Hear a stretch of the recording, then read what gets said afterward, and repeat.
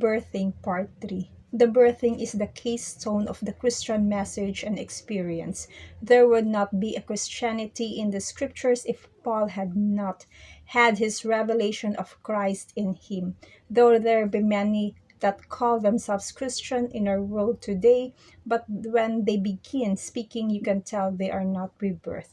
The rebirthed sons and daughters of God have a special camaraderie. When they get together, they sense their kinship and their fellowship is immediate.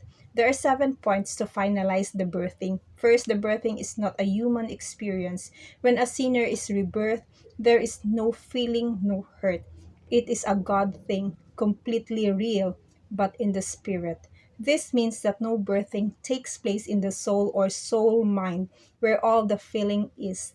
Often, as a believer grows in knowledge in his soul mind, there will be some feelings, but Christ in us fits our spirit perfectly and is never directed to our soul. Remember, soul is where the love affair is. Second, the birthing is not progressive. It is religion that is progressive because religion ill fits the human. Salvation is an instantaneous act of God. Everything God can do for a believing sinner begins and ends in the same moment. The birthing is perfect because it is God's love and God's seed and God's Son all rolled into one act of God's plan, hinging on the perfect redemption of Christ. Third, the birthing is eternal. It is based on Christ and is not subject to variation or changes as it is with humans. Every work of God is divinely sustained and eternal in its nature. God never plays game of chance with believers. Fourth, the birthing is known only by revelation brought by the Holy Spirit. The rebirthing is God's love released to the believing sinner by the death of his Son. Only the Holy Spirit can tell the believer all that has happened in the birthing, just as it was with Mary when the God seed was placed in her.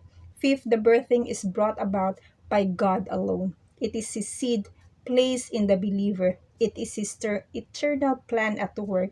It is the final work to complete the human created in his likeness and image. God is in perfect control when a believing sinner asks for salvation. The sinner can do nothing within himself. Six, the birthing has no touch of man on it, not from the one being birthed, not by the preacher, not by the church, and not by the sinner himself. God never asks if he can do something to help the sinner.